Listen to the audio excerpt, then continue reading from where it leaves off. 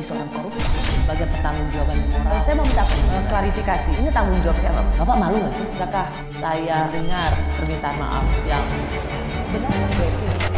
Orang-orang menjadi korban.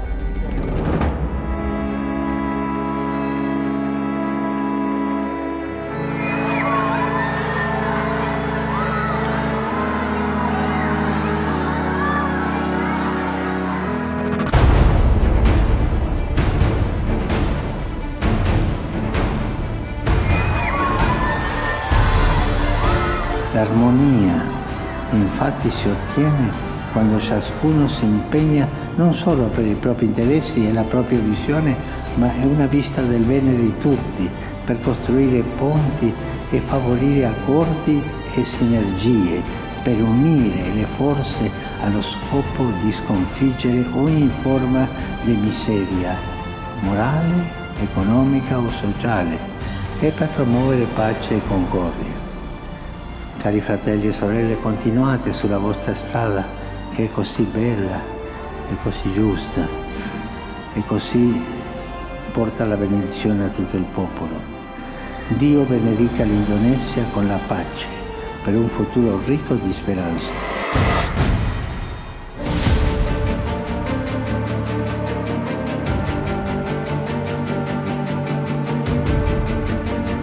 Unità nella molteplicità. Giustizia sociale, benedizione divina sono dunque i principi fondamentali destinati a ispirare e orientare programmi specifici. Sono come la struttura portante la solida base sulla quale costruire la casa. E come non notare che tali principi si accordano molto bene con il motto di questa mia visita in Indonesia.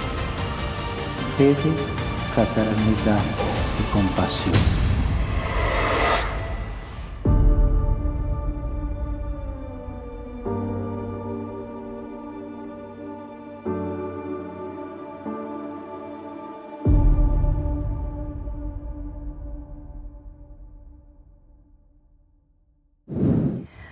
Pemimpin tertinggi tahta suci Vatikan, Paus Fransiskus datang ke Indonesia. Kunjungan yang memberi makna penting tidak saja bagi Indonesia, tapi bagi dunia. Di tahun 2019, Paus Fransiskus bersama Imam Besar Al-Azhar menandatangani dokumen Abu Dhabi, sebuah peristiwa bersejarah yang menjadi tanda seruan damai untuk dunia. Paus Fransiskus dikenal sebagai pemimpin tertinggi Gereja Katolik yang progresif karena banyak melakukan terobosan dan mendobrak pandangan konservatif. Malam ini, Rosi mengundang dua narasumber yang memiliki pengalaman bertemu dan berbincang dengan Paus Fransiskus secara langsung di Vatikan. Sudah bersama saya Dewi Praswida, mahasiswi Universitas Semarang yang mendapatkan beasiswa di Vatikan. Ia anggota Persaudaraan Lintas Agama dan Jaringan Gus Durian Semarang. Ada juga Denny Iskandar asal Pandeglang, salah satu murid Abuya Kiai Haji Ahmad Muhtadi, tokoh spiritual Muslim di Banten. Ia kuliah di UIN Syarif Hidayatullah Jakarta dan mendapat beasiswa di Vatikan. Denny, Dewi, terima kasih sudah di Rosi. Terima kasih. Membaca profil Anda berdua dan memperkenalkan Anda berdua, saya ada dua perasaan. Satu bangga luar biasa untuk Anda berdua dan satu iri. Keren sekali kalian. Saya mau tanya dulu. Denny dulu ya. Denny, apa yang Denny mendapat beasiswa untuk bisa kuliah di Vatikan? Dari mondok di mana-mana, lalu di Pandeglang, itu kepikiran nggak bisa sampai ke Vatikan? Terus terang, Mbak Rosi, saya tidak pernah terpikir sedikit pun bisa sekolah di Vatikan. Terlebih yang saya tahu Vatikan itu gereja aja kan, bukan negara. Setahu saya dulu begitu. Tapi setelah ke sana ternyata negara itu ya. Baru tahu saya. Tapi kamu langsung ke sana. Ya alhamdulillah. Memang ya ini kesempatan yang luar biasa. Bagaimana kamu bisa sampai bisa kuliah dapat beasiswa di Vatikan? Jadi waktu itu saya kan S1 Mbak Rosi ya. Saya membuat skripsi, riset gitu ya, tentang gereja Katolik. Penelitian saya itu di daerah Labuan, Pandeglang. Kan kita tahu, Pandeglang ini kan semua masyarakatnya itu Muslim semua, Islam. Dari sejak kandungan tuh, jadi di Islam. Tapi di tengah situasi banyak Muslim yang mayoritas itu, ada umat Katolik, ada juga umat Katolik. Dan kehadiran umat Katolik di Labuan itu diterima dengan baik oleh masyarakat di Labuan itu. Mereka buat pendidikan, sekolah, bisa berbaur, komunikasi, menyatu dengan masyarakat setempat gitu ya. Ya, kehadiran umat Katolik terhitung sejak Mardiwana itu ada tahun 1959 itu diterima dengan baik, dan begitupun dengan tokoh-tokoh Katolik itu diterima dengan baik. Ini yang menjadi dasar penelitianmu dan membuat buku ya? Ya. Waktu itu kan ada menulis Katolik di Tanah Santri. Ya. Itu yang kemudian melanjutkan perjalananmu sampai mendapat beasiswa di Vatikan. Betul, itu kira-kira salah satunya itu perjalanannya ya. Nah, pertanyaan saya, ketika bisa dibilang Anda seorang santri, gitu, terus mau sekolah di Vatikan yang mungkin banyak persepsi di tempatmu itu ada ini gereja bukan negara. Kalaupun itu negara, ini adalah negara dengan mayoritas atau ya memang pusatnya gereja Katolik. Keluarga atau orang-orang ada yang kemudian merasa bahwa jangan ke sana, ini berbeda dengan kita. Kalau di internal keluarga saya mendukung, Mbak. Jadi itu nggak masalah gitu ya. Kalaupun waktu itu mas saya bertanya kan, Dan kan Roma mah Kristen Den katanya begitu kan. Apa tuh artinya? Kristen itu Kristen maksudnya begitu kan. Ya Mbak, ya saya jelaskan. Ya saya ke sana sekolah mah, saya bilang begitu kan. Dan keluarga bagus, responnya bagus. Bahkan saya sebelum ke Vatikan itu kita mengadakan pengajian dulu, doa gitu kan. Sampai disebutnya walimatul safar itu. Apa itu artinya? Jadi walimatul safar itu sedekah untuk orang-orang yang mau berangkat ke Mekah. Gitu. Saya juga waktu menjelang berangkat ke Vatikan walimatul safar. Sedekah juga, berdoa juga untuk keselamatan diri saya. OTW Roma waktu itu kan.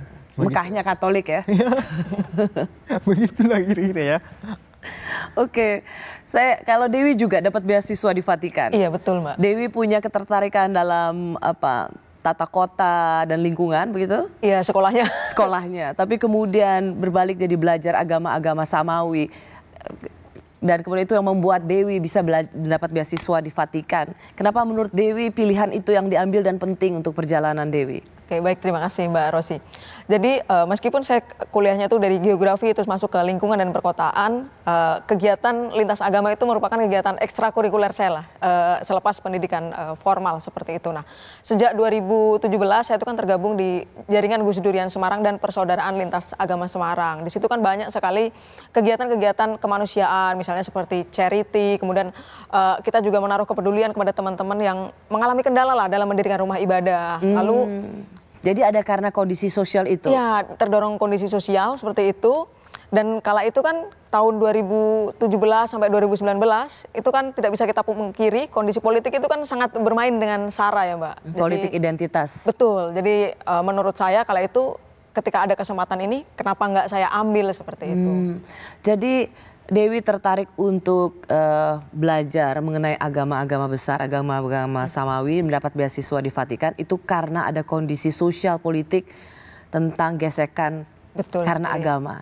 Jadi Dewi ingin belajar tentang agama lain. Betul sekali. Mengapa menurut Dewi belajar tentang agama lain itu justru untuk perdamaian?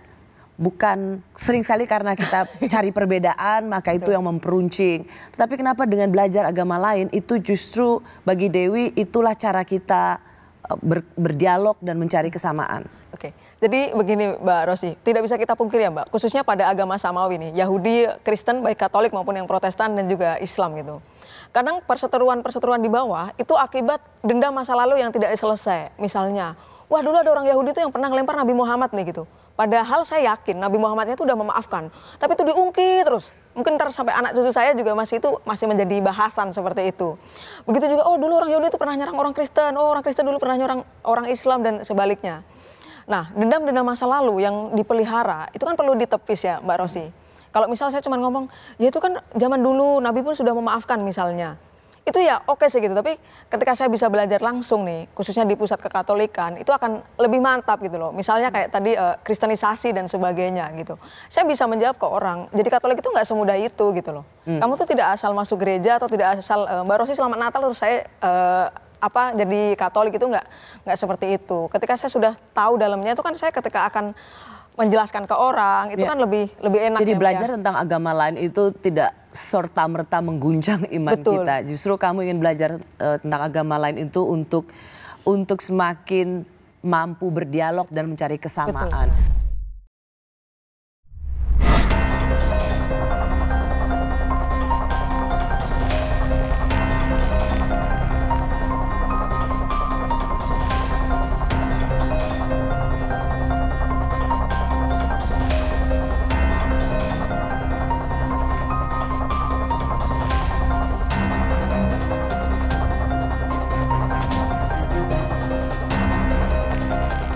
Perché opus justitiae pax. La pace è frutto della giustizia.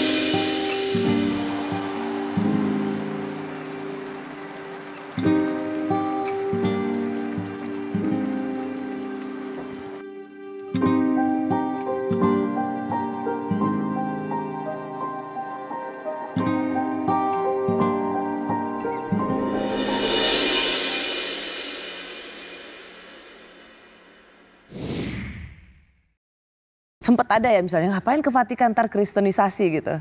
Ada, tapi justru dari luar, Mbak. Kalau dari keluarga, kebetulan saya kan lahir, tumbuh, dan berkembang itu dari keluarga yang sudah sangat beragam gitu. Nah, dari luar tuh, sana ngapain, terutama waktu berteman dengan orang Kristen tuh, ngapain sih berteman sama orang Kristen gini-gini ya? Kalau dalam hati saya, ngapain, kenapa enggak gitu kan. Tapi karena itu orang luar, jadi saya tuh kalau ada kritik, Mbak, kalau itu membangun, misalnya saya pertimbangkan lah, makanya saya pakai gitu. Tapi kalau yang udah nadanya seperti itu ya enggak saya urusin. Good. Dan apa pengalaman di Vatikan? Jadi memang saya tuh ke Vatikan itu gimana ya? Ya Apa kejutan apa yang kamu temuin di Vatikan? banyak hal. Jadi memang sebelum berangkat ke Vatikan itu saya tuh mikir dulu, merenung gitu ya. Karena kita memang lahir dulu besar di Kobong gitu ya, di pesantren itu. Kan Vatikan ini kan Kristen gitu ya, maksudnya bukan negara Islam ini. Yang saya pikirkan saya di sana 6 bulan. Sementara di agama saya kan ada syariat yang harus bersama-sama, yaitu sholat Jumat gitu ya. Itu kan harus di musola kan, di masjid. Saya nggak pernah kebayang tuh, Mbak Rosi, bahwa di Roma itu ada banyak musola, ada masjid agung, nggak kebayang saya. Oke. Maka sebelum saya berangkat itu, saya mendatangi guru saya, kiai itu. Saya bertanya, gimana hukumnya kalau nggak sholat Jumat 6 bulan ini hukumnya kan, secara syariat gitu. Sampai segitu gitu. Ternyata pas saya kesana itu beda suasananya itu. Kamu dengan mudah menemukan masjid? Yang saya jumpai itu, saya sholat Jumat itu di 8 musola. Jadi setiap Jumat itu saya sholat Jumat tuh. Setiap Jumat itu saya pindah-pindah sholat Jumatnya. Di Roma tuh? Iya, sambil saya menghitung kan, ada berapa musola kan. Sampai terakhir itu ada musola, ada masjid agung kan di Roma itu. Jadi luar biasa, Mbak. Jadi memang saya selama di Vatikan itu hidup, ya saya bisa beribadah dengan tenang gitu ya. Dan hak-hak dasar saya sebagai muslim juga terpenuhi kok. Saya misalkan puasa, saya sholat Idul Fitri, sholat Idul Adha. Ya oke-oke aja, sholat Jumat oke-oke aja saya. Buka puasa bersama di Masjid Agung kan. Di musola dekat Cirso Massimo itu, Mbak. Iya. Dekat stasiun itu ya. Itu tempat buka puasa saya di sana itu. Di Roma ya? Ya, jadi kita kenal dengan marbot. Apa itu? Marbot yang biasa masjid. Yang jaga masjid. Oke. Saya mau kasih lihat dulu penonton Rosi tentang foto yang dulu viral, banyak sekali disebar oleh netizen. Ada seorang perempuan bisa langsung merebut tangan Paus.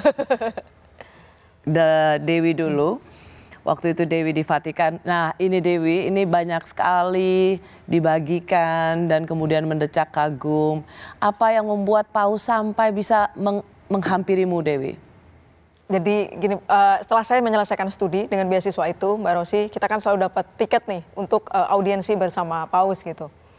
kala itu saya dapat tiketnya gitu. Mungkin kurang lebih sama dengan Mas Denny kisahnya. Saya tuh hampir batal ketemu Paus karena kala itu Paus habis dari luar kota dan kondisi mungkin lagi capek gitu. Terus akhirnya Ini tahun berapa sih, Del? 2019. 2019. 5 tahun yang lalu.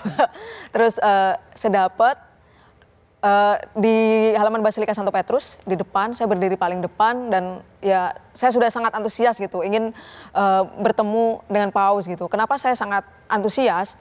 Bukan semata-mata karena beliau sudah viral gitu ya, namun saat saya belajar di Roma itu, Romo Markus itu beberapa kali mengajak saya meneladani lah kehidupan Paus. Misalnya, Paus itu kan tinggal di namanya Santa Marta ya kalau tidak salah. Yang sekarang? Tidak Ya, mau di istana. Pindah dari istana kepausan. Pindah istana kepausan ke apartemen yang biasa. Lalu ada istana musim panas Paus yang kemudian malah dijadikan museum seperti itu. Terus bagaimana Paus itu ya menolak kemewahan ya Mbak ya. Betul. Karena pada saat audiensi itu yang saya ikut, Paus itu minumannya pakai, saya ingat banget gelas bening putih masih ada tutupnya nih Mbak. Kayak gelas di kondangan gitu loh. Itu dibawa sama asistennya gitu dan beliau sesederhana itu kan, beliau juga dapat mobil mewah malah dilelang jadi charity seperti itu. Nah, kemudian itu yang mendorong saya pengen ketemu langsung deh gitu sama sosok yang sederhana ini di tengah hiruk pikuk dunia yang Di orang tengah berlomba-lomba. fasilitas yang bisa Iya, di tengah didapatkan fasilitas yang sebagai bisa. seorang pemimpin tertinggi. Betul. Tetapi itu Paus tanggalkan. Iya betul. Nah ketika Paus makin mendekat tuh udah nggak sabar nih gitu. Lalu begitu Paus datang, ya refleks aja gitu. Saya genggam tangannya seperti itu Mbak Rosi. Saya baca tulisannya, Paus Pope I'm from Indonesia. Iya. Ada gitu. Jadi saya sampaikan ke Paus, Paus saya dari Indonesia, mohon doakan untuk Indonesia, untuk perdamaian Indonesia. Kenapa terucap kalimat seperti itu ya karena 2019 kan kala itu kondisi politik lagi panas ya Mbak. Jadi yang terpikirkan dari kepala saya itu untuk perdamaian Indonesia seperti itu. Jadi benar di antara sekian biasanya kayak gitu udah ribuan ya. Betul Dan sekali, Mbak. pasti datang bisa di pagar depan itu effort banget, Betul. usaha banget untuk bisa dilalui Paus. Dan seorang Dewi benar-benar ingin bicara pada Paus untuk pasti Anda harus betul-betul stand out dan Saya dari mengatakan setengah 7 pagi Mbak itu, Hah? dari Basilika Santo Petrus. 6:30 pagi. Betul, sama Romo Markus saya diantar. Bisa terus benar-benar salaman sama Paus jam? Setelah Paus Misa, Jam berapa itu kira-kira? udah jam 11-an kayaknya Mbak. Wow. Lama banget, tapi nggak apa-apa itu Oh iya. worth the wait gitu. Pasti. Dewi mengatakan Paus tolong doakan Indonesia. Betul. Bapak Paus tolong doakan Indonesia. Wow. Terima kasih Dewi. Saya rasa juga semakin baik doa untuk Indonesia semakin baik. Kalau Denny kita lihat fotonya. Waktu itu berapa orang yang ketemu Den? Jadi waktu itu. Ini yang pertama ya? Ya, ini saya 2 orang waktu itu nih. Oh iya deh, saya sempat juga melihat fotonya. Oh ini ternyata kamu tuh Den. Iya.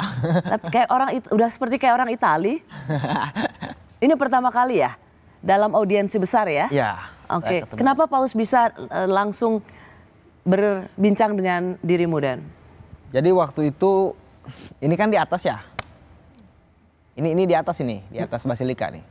Jadi saya waktu itu dikawal oleh Monsinyur Indunil. Ini tepat ketika saya menyelesaikan studi saya. Setelah beres UAS, saya mendapatkan kesempatan untuk bertemu Paus. Nah inilah saya salaman tuh kan. Saya pakai sarung tuh. Ini kayaknya kamu nyeruduk sendiri ya? Enggak. Saya jadi waktu itu tuh Paus ini mendatangi semua audiens. Oke. Nah saya salaman di situ kan. Cium tangan kita di situ tuh. Oke. Ya maksudnya mendatangi semua dan kamu langsung maju kan? Untuk bisa langsung salaman kan? Enggak, ini kalau saya nggak maju nih. Paus yang ngedatangin kami semua ini. Nah kami berarti Oh karena deket banget begitu Ya. kan? Anda langsung salaman. Ada yang kamu ucapkan ke Paus? Ya, saya pertama laporan ya. Saya memperkenalkan diri, laporan. Kemudian saya juga bilang saya dari Indonesia, doakan Indonesia. Jadi Cadre anche la sua benedizione della Indonesia, nah begitu kan? Jodoh, bahasa Italinya ya? Gimana kan? Ulangi sekali lagi. Cadre anche la sua benedizione della Indonesia, nah. Oh, tolong doakan Indonesia. Apa kata Pak waktu itu? Jadi doakan saya dan Indonesia begitu. Beliau senyum aja kan, si katanya kan, si Futuro, gitu. Futuro begitu doa. Futuro itu apa? Futuro itu masa depan, cuma saya nggak paham itu maksudnya. Kemana itu maksudnya ya, Futuro itu. Berapa kali ketemu dengan Kalau Istri untuk Paus? salaman itu sekali aja itu. Gitu. Cuma kalau memang misalkan hari Rabu itu Mbak Dewi ya, memang saya juga sering lihat jam 9 itu, beliau itu kalau bicara itu jam 9 bukannya jendela itu.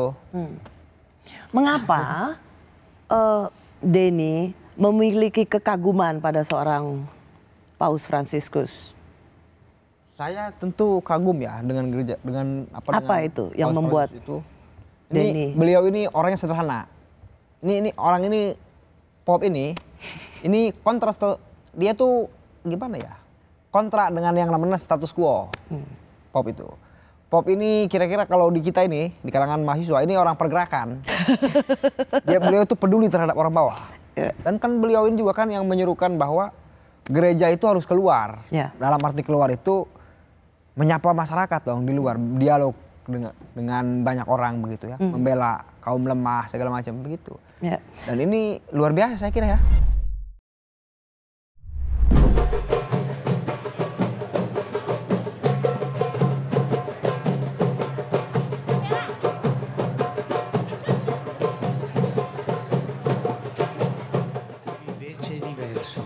Perché tutto è illuminato. Vorrei dirvi però che siete voi la luce che chiara con la vostra amicizia,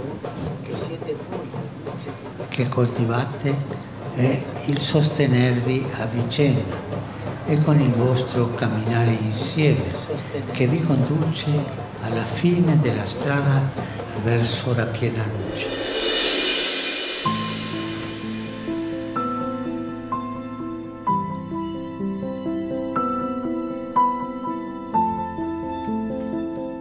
Vi ringrazio per questo cammino comune che portate avanti. L'Indonesia è un grande paese, un mosaico di culture, di etnie, di tradizioni religiose, una ricchissima diversità che si rispecchia anche nella varietà dell'ecosistema e dell'ambiente circostante. E se è vero che ospitate la più grande miniera d'oro del mondo, sappiate che il tesoro più prezioso è la volontà che le differenze non diventino motivo di conflitto, ma si armonizzano nella concordia e nel rispetto pacifico.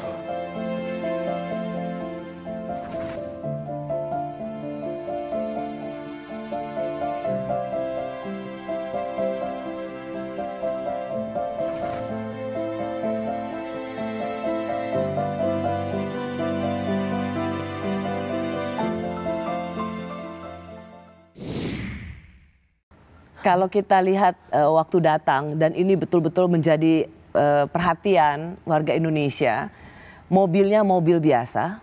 Saya mendengar dari panitia ditawari mobil-mobil yang setara dengan pemimpin dunia, dengan kita tahulah merek-merek mobil yang selalu dipakai oleh pemimpin dunia, tetapi yang dipilih oleh Paus adalah mobil yang kebanyakan dipakai oleh warga Indonesia atau masyarakat Indonesia. Dan kemudian duduk di depan, buka kaca, tangannya keluar. Itulah. Coba kita lihat ya.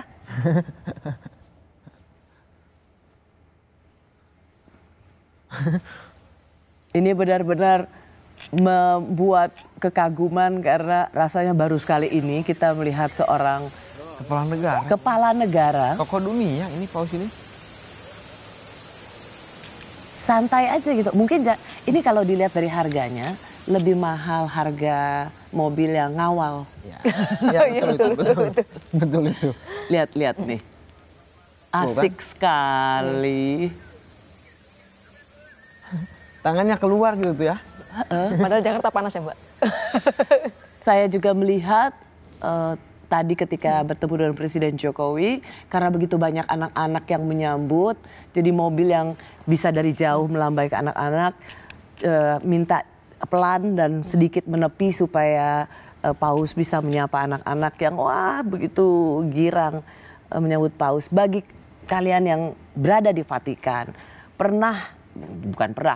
bahkan lebih dari satu kali beraudiensi dengan Paus, melihat Paus dari dekat, melihat Paus seperti ini yang mendecak kagum, kalian di Vatikan sebenarnya ini memang sebuah konsistensi sikap seorang Paus ya? Betul sekali Mbak, sangat konsisten sih menurut saya Mbak. Jadi kesederhanaan, progresif, menolak konservatisme, anti kemapanan itu Denny lihat dari seorang Paus Fransiskus. Jadi kan gini, kan Paus itu kan punya ini apa, mahkota itu kan. beliau tuh nggak pernah pakai tuh. Itu padahal simbol keagungan itu kan. Karena bagi saya paus ini udah paham dengan dirinya sendiri begitu kan, harus ngapain seperti itu. Contoh misalkan kayak di mobil itu, saya kira paus bukan nggak mampu ketika mau ngomong saya pengen pakai mobil yang paling bagus, mampu gitu. Tapi kan beliau itu gimana ya, dengan begitu tuh beliau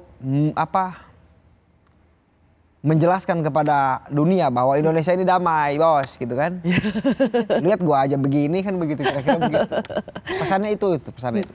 Buka kaca, biasanya orang mobilnya harus anti peluru, pengawalan yang luar biasa. Bahkan kita selalu lihat juga pejabat-pejabat mobil kiri kanannya harus patwal, depan kiri kanan belakang harus patwal. Ini yang disebut dengan pemimpin tertinggi, buka kaca santai aja.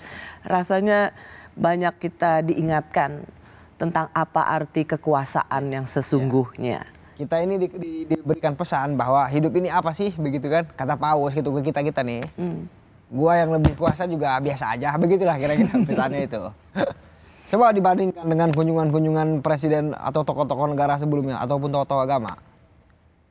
Yang lebih sederhana ini.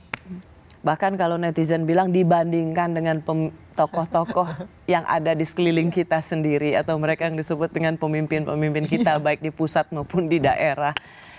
Salah satu juga langkah progresif dari paus itu adalah ketika ditabiskan diangkat setelah Paus Benediktus mengundurkan diri 2013-2014 pada saat ritual pembasuhan kaki ada di dalam gereja Katolik, ada Kamis Putih sebelum Jumat Agung dan Paskah. Kamis Putih itu biasanya paus mencuci kaki para uskup, tetapi untuk pertama kalinya sepanjang sejarah gereja Katolik ia mencuci kaki pengungsi, mencuci dari Syria, Muslim, perempuan, narapidana. Seperti ini kita coba ingatkan. Ini begitu setelah paus menjabat, langsung terobosan ini yang ia lakukan.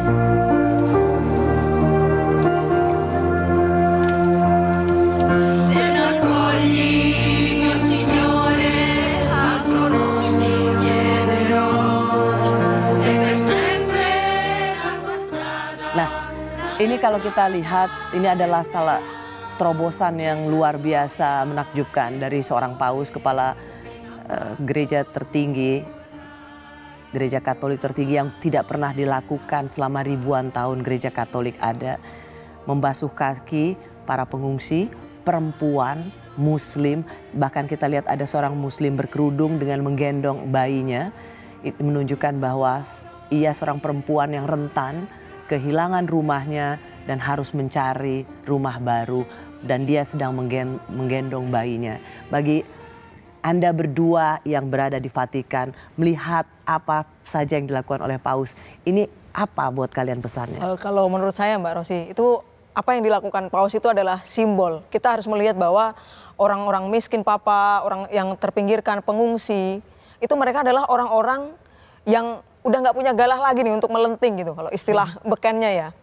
Jadi apa galah mereka? Galah mereka itu ya harapan gitu. Mereka perlu dorongan secara emosional, selain soal materi seperti itu. Makanya paus itu sangat dekat ya dengan mereka. Seperti kemarin begitu datang itu kan bukan bertemu dengan pejabat yang beliau lakukan. Dengan anak panti asuhan, terus sangat sumringah sekali paus itu ketika ada anak kecil yang memeluk gitu ya. Itu jadi menunjukkan ya kita tuh harus menyadari bahwa ya mereka tuh nggak punya galah gitu loh, mereka nggak seberuntung kita gitu. Jangankan untuk melenting gitu, untuk berharap saja barangkali mereka itu sulit. Makanya paus itu hadir memberikan harapan lah, harapan itu masih ada seperti itu. Denny?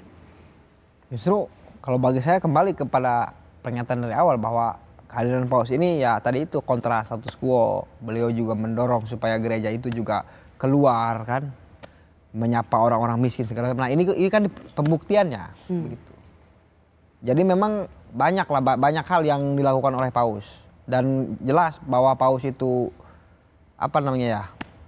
peduli gitu ya. Contoh misalnya yang saya tahu waktu di Italia itu, pemerintah Uni Eropa itu justru waktu itu ingin mengeluarkan kebijakan waktu itu tentang soal imigran ini, bahwa imigran ini harus dipulangkan begitu kan. Sementara mereka ini tanpa identitas baru sih waktu itu. Waktu saya di sana itu diskusinya itu. Tapi kemudian Vatikan juga waktu itu menolak, jangan begitu kan, seperti itu. Jadi memang komitmennya itu nggak kaleng-kaleng ini, seperti itu ya.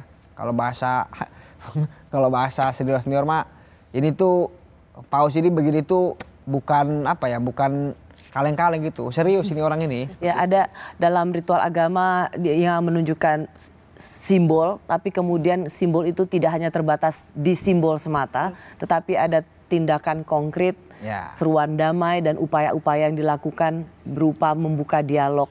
Saya senang sekali dengan apa yang menjadi pidato Paus di istana hari Rabu bersama Pak Jokowi yang menggunakan dalam bahasa Latin. Semoga saya cukup ingat Opus Justice Pax kalau nggak salah. Tetapi artinya kira-kira keadilan,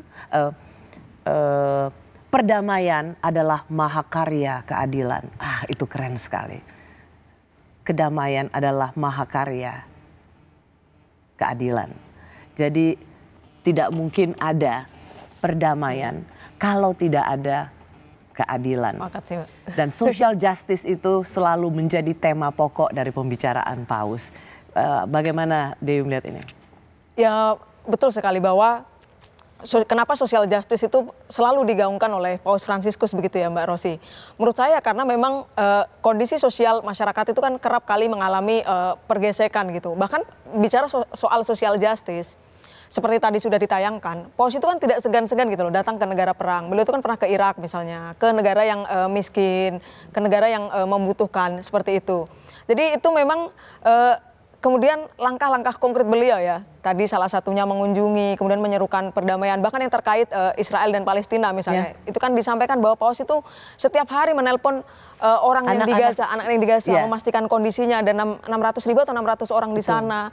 Itu adalah perwujudan nyata gitu loh. Social justice-nya tuh nggak cuma teori, nggak cuma omongan, dia sudah praktek sehari-hari gitu. Jadi menurut saya Paus itu benar-benar walk the talk banget sih. Jadi apa yang dikatakan itu ya yang dijalankan seperti itu. Dan seorang Denny misalnya, Denny mengatakan, kan dalam banyak artikel Denny mengatakan anak seorang tukang kopi di pasar Tanah Abang datang ke Vatikan, tidak pernah menyangka itu. Tapi justru orang-orang seperti Denny lah Paus Fransiskus berpaling atau melihat orang-orang seperti Denny inilah. Jadi merasa relate nggak Denny? Saya kira benar itu, bahwa Paus itu berpihak kepada orang-orang kecil itu benar, itu benar. Itu betul sekali Mbak Rosi. Dan betul tadi itu saya ingin meneruskan apa yang disampaikan oleh Mbak Dewi bahwa kunjungan Paus ke negara-negara itu ya betul. Paus itu waktu di Ukraina, waktu perang Rusia Ukraina itu, Paus itu dulu waktu itu datang itu ke Ukraina misalnya gitu ya. Beliau juga menelepon Putin misalnya gitu ya, menyerukan perdamaian seperti itu. Kemudian beliau juga menyerukan soal perdamaian melalui jalan dialog, itu dilakukan. Betul, ya. Misalkan di Abu Dhabi waktu itu. Itu sejarah yang sangat luar biasa ketika Paus bersama Imam Besar Al-Azhar menandatangani dokumen Abu Dhabi sebagai persaudaraan untuk perdamaian dunia. Itu adalah tonggak sejarah. Di sini menunjukkan bahwa perdamaian itu juga bisa terjadi karena dialog. Belajar agama orang lain untuk mencari persamaan, untuk bisa berdialog. Karena tanpa berdialog kita hanya akan mencari perbedaannya. Itukah yang ingin juga Dewi lakukan dengan sudah belajar di Vatikan? Betul sekali Mbak Rosi, salah satunya itu. Dan tadi menyambung dokumen Abu Dhabi gitu ya. Dokumen Abu Dhabi itu di halaman awal itu ditegaskan loh bahwa kita tidak boleh membunuh orang yang tidak berdosa gitu. kita intinya kita harus menjaga lah sesama ciptaan itu harus saling kita jaga, dan menurut saya itu pesan yang sangat tajam ya. Artinya itu kan tidak sebatas tidak boleh membunuh dar bukan gitu, tapi kita harus saling menjaga kehidupan inilah. Jangan sampai orang itu ibarat kata mati sia-sia atau mati terbunuh seperti itu. Justru kalau bagi saya, sorry Den, merasa terkejut juga nggak? Wah, waktu itu 2019 tonggak sejarah adanya perjanjian. Kalau itu bahasa Italinya apa waktu itu ya? Fratelli Tutti. Fratelli Tutti gitu, luar biasa. Itu merasa ini sebagai suatu wow, sebuah langkah sejarah yang luar biasa. Justru begini Mbak, itu kan komitmen Paus ya. Paus itu punya komitmen yang jelas soal itu. Kan Fratelli Tutti itu kan juga terusan daripada dokumen Abu Dhabi kan. Tapi yang pasti waktu itu saya pernah hadir dalam acara pertemuan kaum muda dunia itu. Dalam rangka membahas Fratelli Tutti itu. Wow, oke.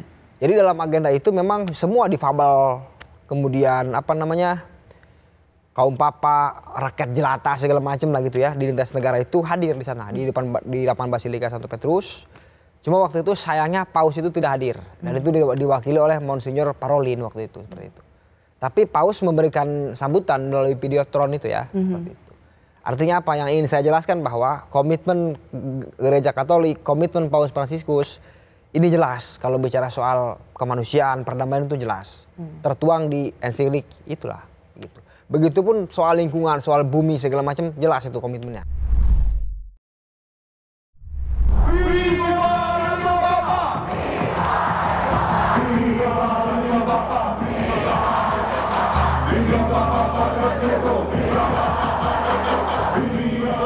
Osate sempre il sogno della fraternità, che è un vero tesoro fra voi.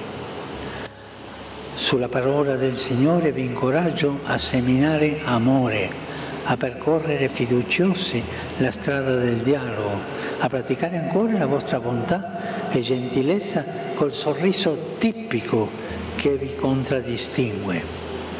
Vi hanno detto che voi siete un popolo sorridente?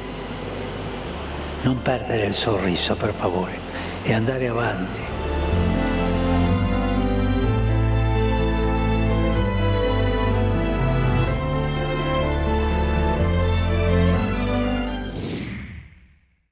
Seorang Denny yang sudah belajar, jadi S2 ya di sana ya? Saya waktu itu tuh apa, semacam short course itu ya? Betul sekali. Ya.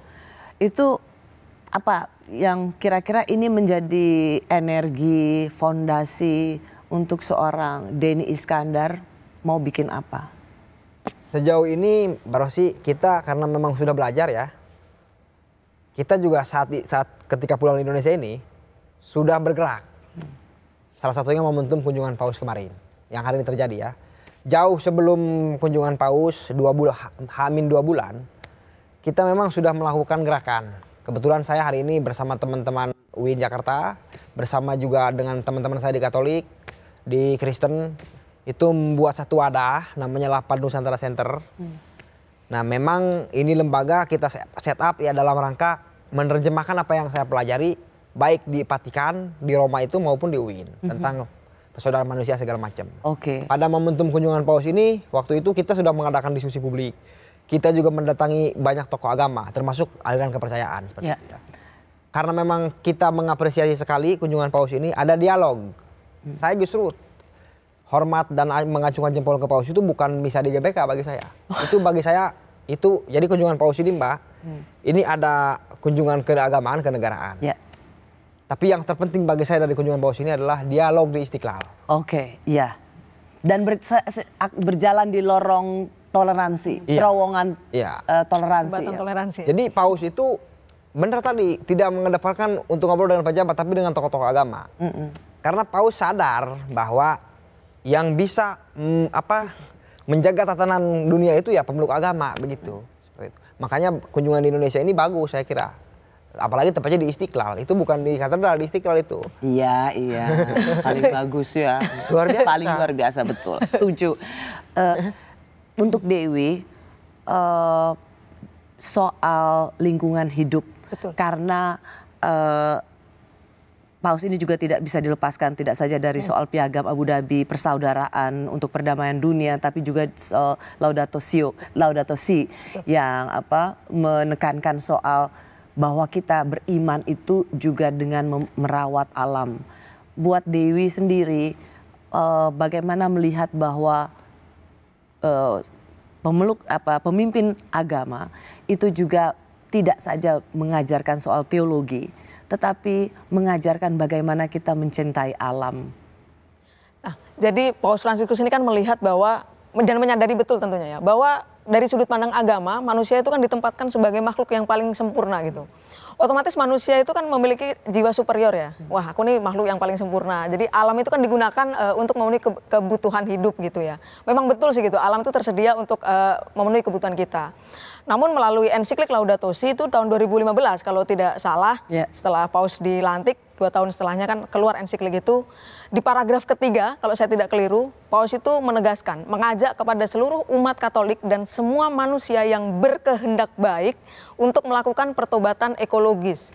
Nah, pertobatan ekologis itu kalau selama ini kerusakan lingkungan itu kan selalu dibahas dengan aturan ya. Oh, kalau bikin ini jadi ini dan sebagainya. Enggak, Paus itu menumbuhkan kesadaran dari pribadi manusia gitu. Karena kan semakin banyak jumlah manusia, semakin banyak lahan terpakai, semakin banyak misalnya pabrik pakaian dibutuhkan karena banyak pakaian diperlukan seperti itu. Nah, Paus itu mengajak kita untuk hidup cukup dan demi menjaga lingkungan. Misalnya baju seminggu nih, kita punya 10 baju misalnya, udah cukup untuk ganti. Ya kenapa harus punya 20 misalnya, kalau nggak penting-penting nggak ada hal tertentu. Itu kan juga bagian menjaga lingkungan. Ya, itu yang pernah menjadi khotbah Paus mengatakan bunga itu tidak mengeluarkan harum untuk dirinya sendiri, sungai itu tidak mengalirkan air untuk ia minum, pohon itu tidak berbuah untuk ia makan, maka manusia juga seharusnya hadir untuk kebaikan bagi orang lain. Karena manusia harus belajar dari alam.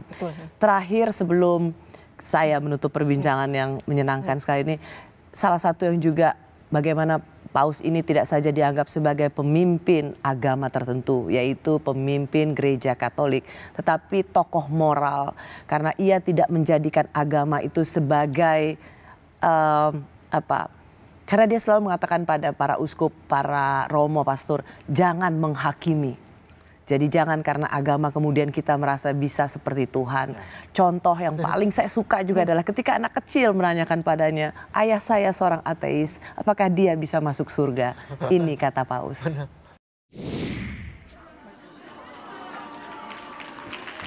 Vieni da me, Emanuele.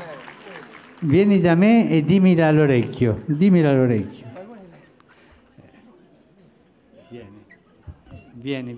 da me. Vieni.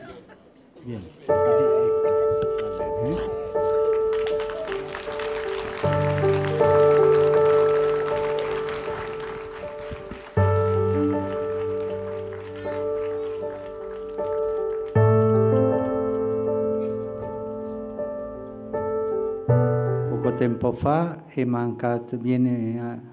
venuto a mancare mio papà.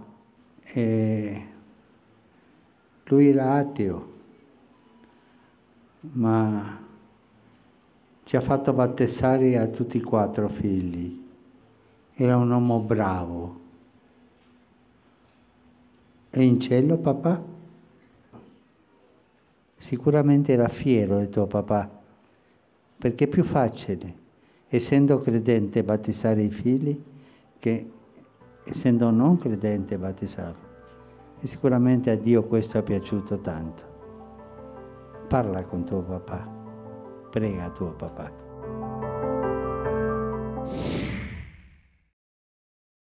Saya selalu nonton ini dan setiap kali nonton ini pasti saya berkaca-kaca. Bahkan seorang pemimpin agama tidak merasa bahwa dialah pemilik sah atau penentu siapa yang bisa masuk surga atau tidak masuk surga. Denny, Dewi, terima kasih. Semoga Denny dan Dewi juga bisa menjadi pelopor-pelopor perdamaian di Indonesia. Terima kasih Mbak Rosi. Terima kasih ya Den, terima kasih ya Dewi. Mbak Rosi. Terima kasih bagi Anda yang sudah menyaksikan Rosi. Saya ingin mengatakan bahwa kehadiran Paus di Indonesia itu menjadi simbol bahwa kesederhanaan adalah bagian dari keteladanan. Tetapi kesederhanaan itu tidak saja hanya di bibir, tetapi juga dalam tindakan dan perbuatan yang konsisten. Paus Fransiskus berdiri untuk mereka yang selama ini terbungkam dan kaum papa. Dari Paus kita diingatkan untuk selalu menjadi manusia yang berguna. Sampai ketemu Kamis depan. Tetaplah di Kompas TV, independen, terpercaya.